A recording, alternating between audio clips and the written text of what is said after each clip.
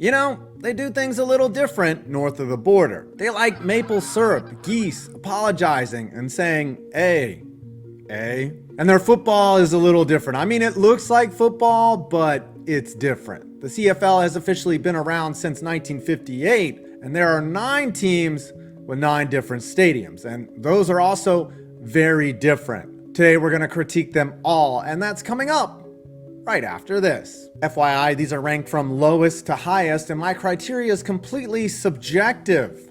Let's get into it. McMahon Stadium, Calgary, Alberta. Home of the Calgary Stampeders, this is somehow not the oldest CFL stadium, despite the fact it was opened over 60 years ago. It looks it though. This was where they held the opening and closing ceremonies for the 1988 Winter Olympics. The stadium hasn't been renovated since 2005, and there was a proposal to replace it in 2015. That fell through, but for now it just looks like an outdated, average stadium that isn't all that impressive. Like if this were a D1 college stadium, I'd also rank it pretty low. Percival Molson Memorial Stadium, Montreal, Quebec. That's a mouthful. This one looks very outdated as well, as it's over 100 years old, but I guess it has an old school charm about it that, you know, individual seats just can't overcome. Percival Molson Memorial Stadium was opened in 1919, and situated in the south end zone is the Montreal Neurological Institute, where I guess victims of concussions can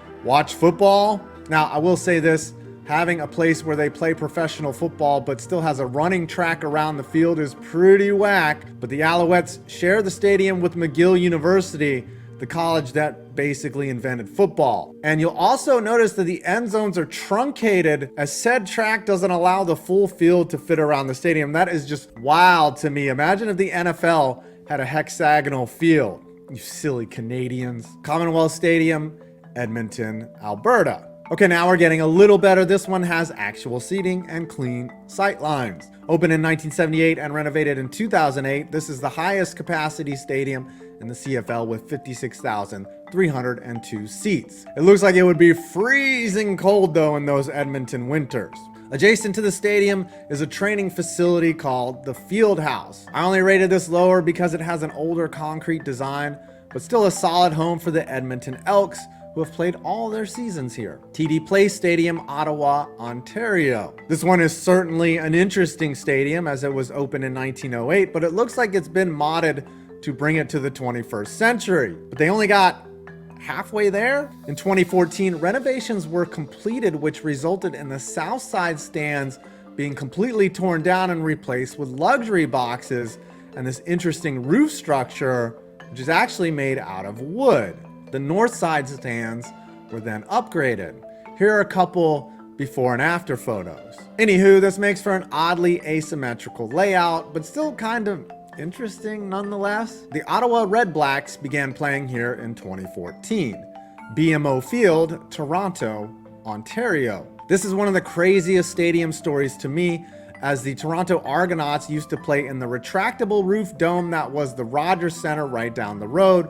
But then this stadium was built on the old site of Exhibition Stadium so that they could be in the outdoors with the wild weather that comes off the adjacent Great Lake, Ontario. BMO Field was opened as an MLS and university field in 2007, but then the Argonauts were lured out of the Sky Dome in 2016. Structurally, I like it.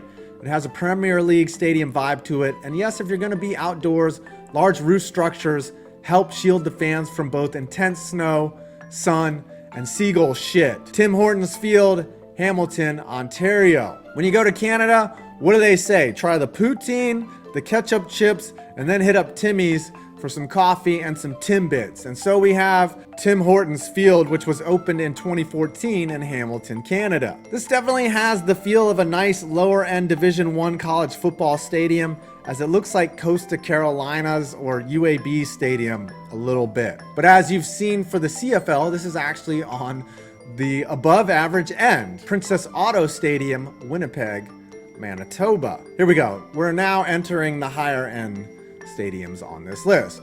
Princess Auto Stadium has an architecturally beautiful roof structure. However, this one had plenty of problems on its way to being completed. The home of the Winnipeg Blue Bombers was originally supposed to be opened in 2012. However, cost overruns and delays pushed its opening back 2 full years to 2014. Additionally, there were about $35 million in repairs that needed to be done as the rush construction caused insulation and drainage issues. The local government eventually got stuck with the repair bills.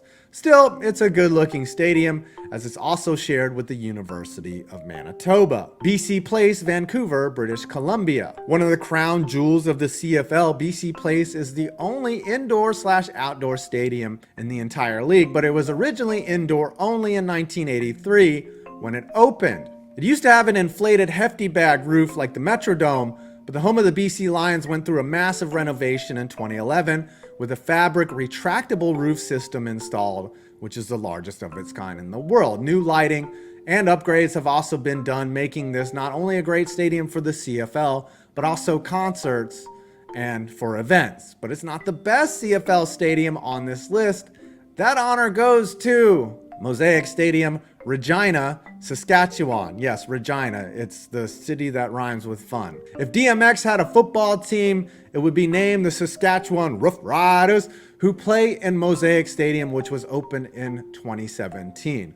This is the most modern of all the CFL stadiums and has a design that looks unique to the league. Its price tag also came in well below what you would expect for a modern stadium, only $278 million in 2017. When you compare that to the $6 billion price tag of SoFi Stadium, doesn't sound like nearly as much. The south end zone has a tiered grandstand called Pill Country, where anyone over 19 can get hammered during the game. Yes, in Saskatchewan, the legal drinking age is 19. Overall, I just like this look and feel of the stadium as it mixes both the European and North American feel. Maybe someday I'll come up here and watch a game that looks somewhat like football. Thanks for watching, and please subscribe.